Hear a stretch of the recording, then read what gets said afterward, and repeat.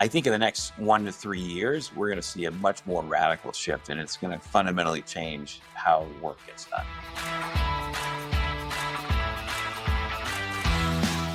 Welcome to the Joy Powered Workspace podcast, where we help HR and business leaders embrace joy in the workplace. I'm Susan White, owner of Susan Tinder White Consulting, an HR consulting practice. Joining me is my co host and dear friend, JoDee Curtis, owner of Purple Inc., a large scale HR and talent development firm that I am an executive collaborator with. On May 5th, 2025, we launched an episode number 220 entitled How HR Leaders Should Be Thinking About AI with Josh Tannenbaum.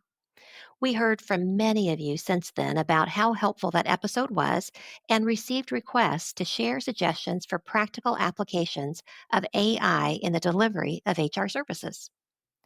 Globalization Partners, or GP, recently released the results of a 2025 AI at Work report they created with Wakefield Research that solicited information from 2,850 global executives and 500 US based HR professionals.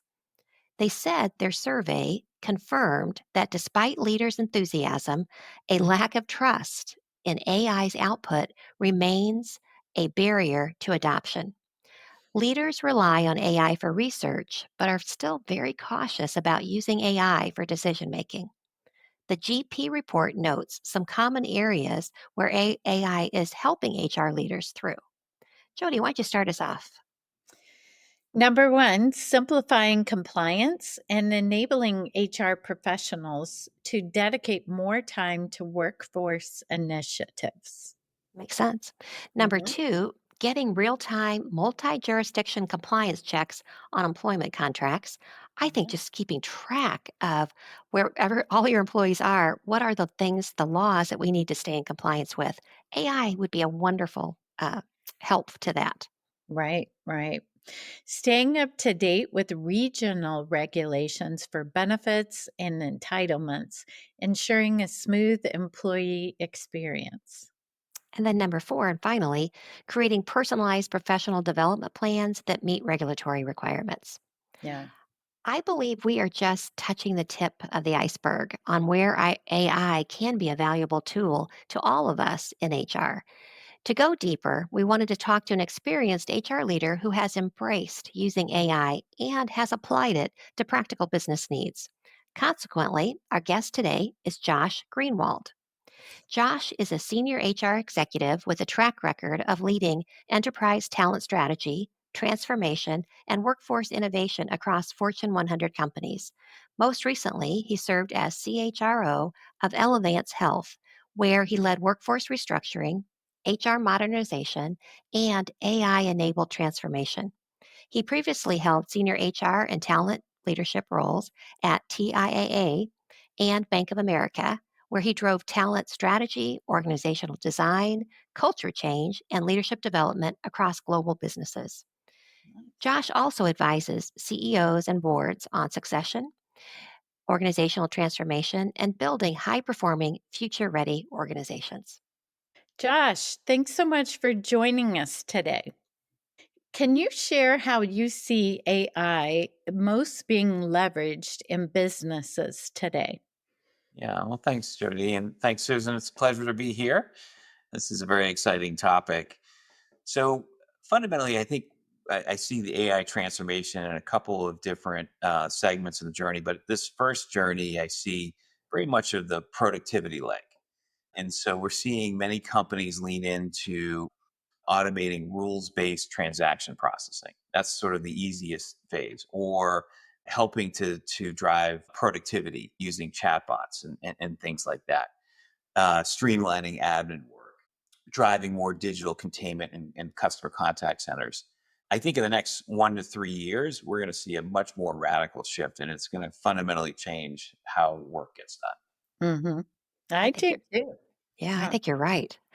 So, Josh, tell us more, if you would, about the AI enablement that you worked on, the AI enabled transformation when you were at Elevance.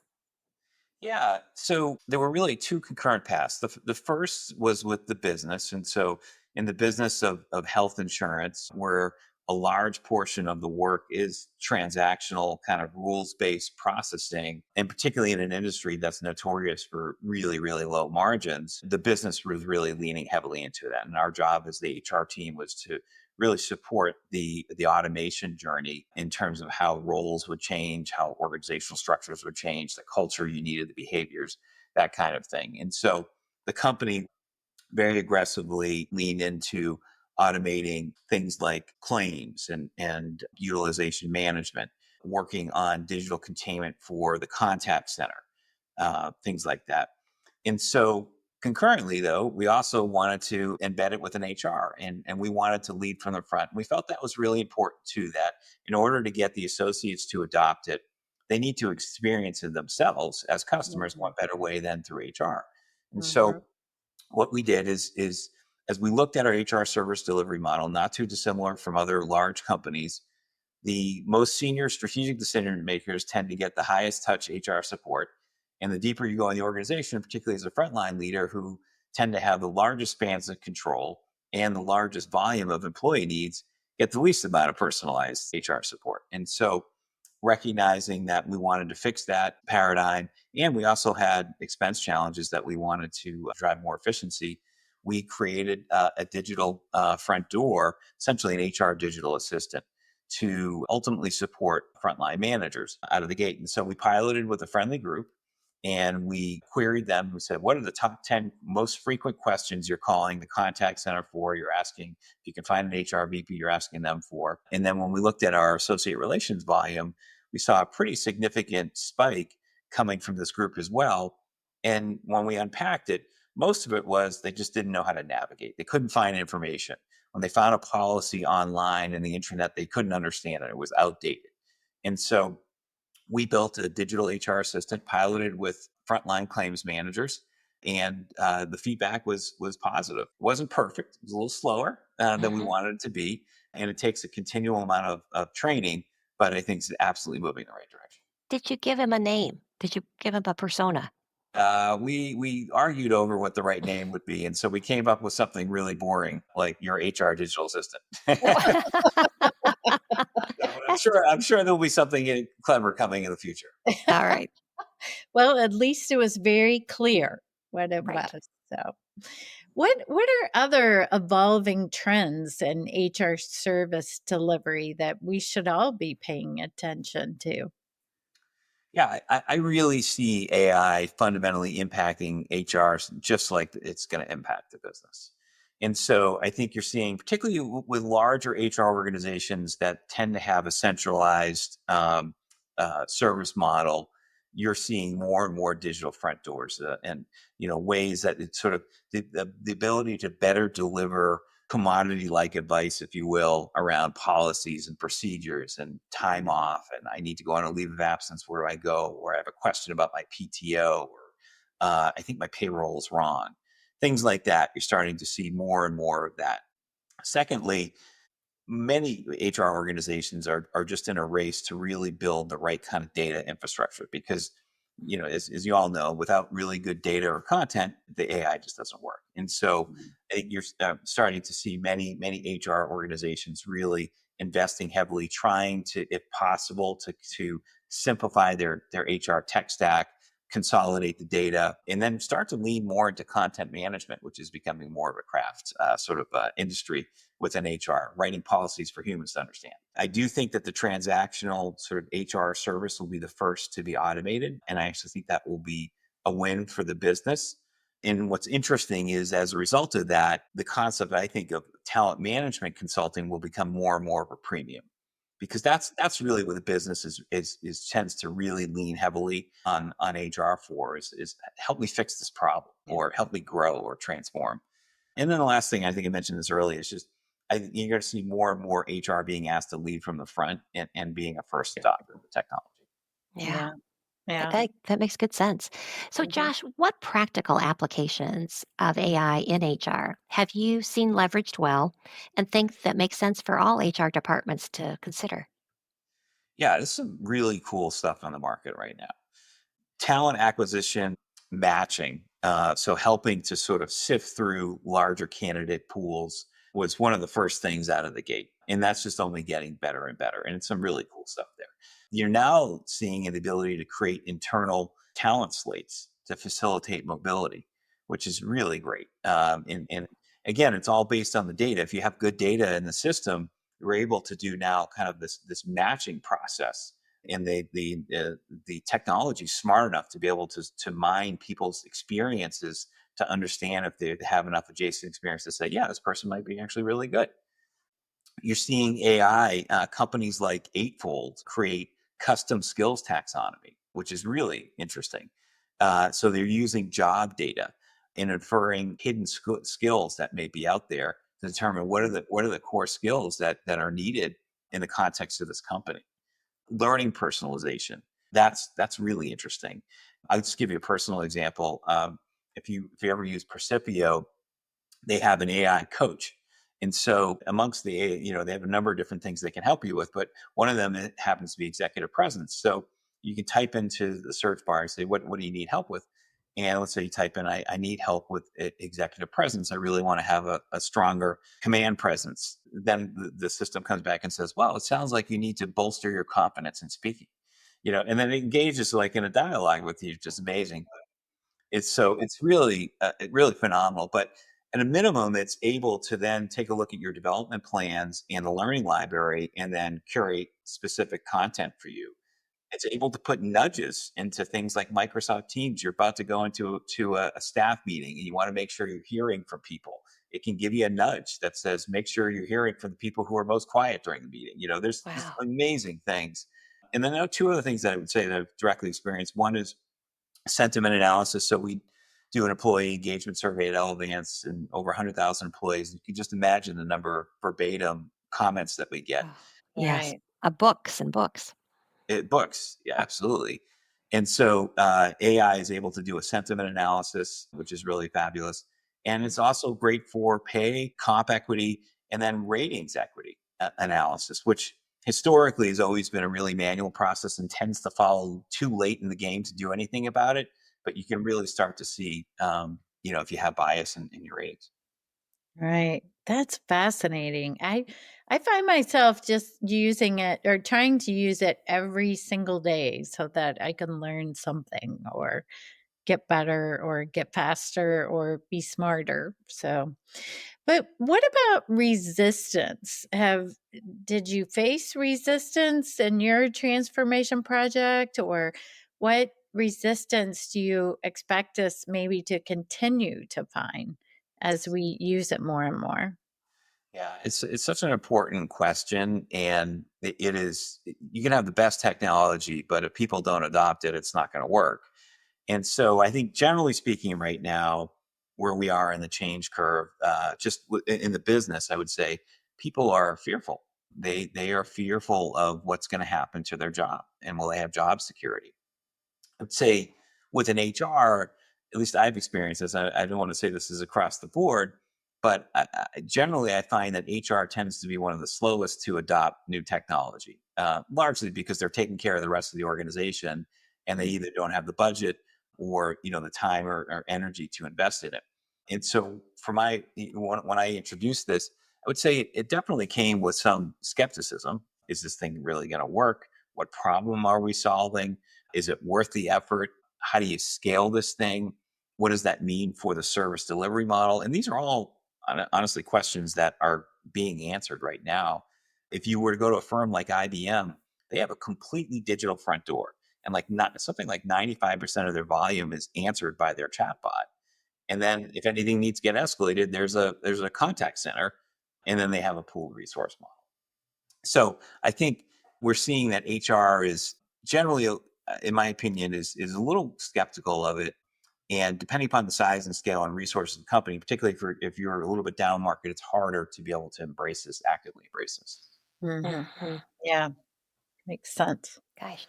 So, Josh, what advice do you have for our listeners who are business leaders and HR professionals to build a future ready talent strategy in the AI area?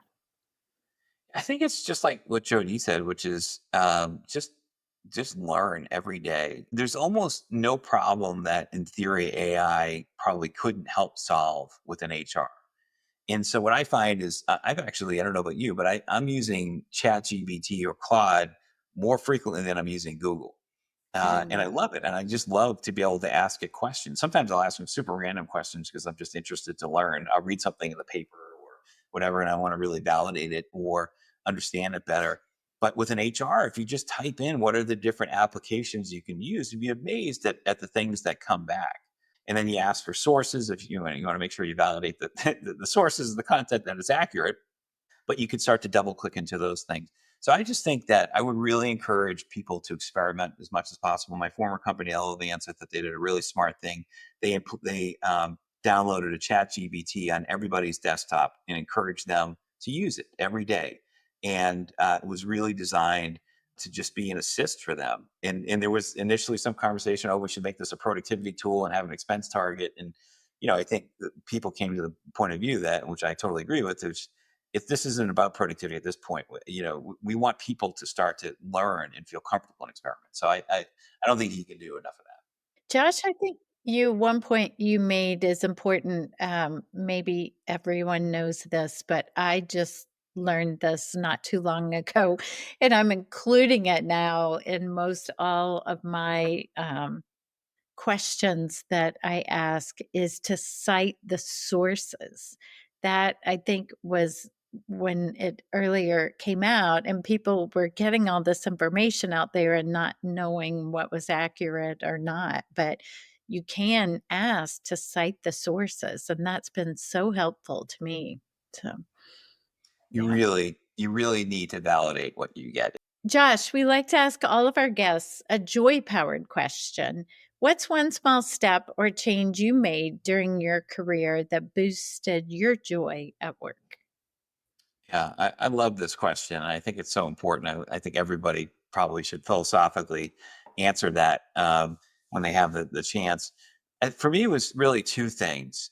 When I made the shift to work for TIAA, which for those of you who don't know TIAA, it's second largest retirement provider next to the federal government, and it serves all the not-for-profit sectors, academia, higher ed in particular, government, healthcare, et cetera, and they pride themselves in the ability to truly let people retire very comfortably, and that's the easiest way to describe it. And they have a great product which does that. And so shifting from quarterly earnings to now helping people retire and live their dreams, and recognizing you're part of that purpose, that sense of purpose, and that journey for people is really really powerful.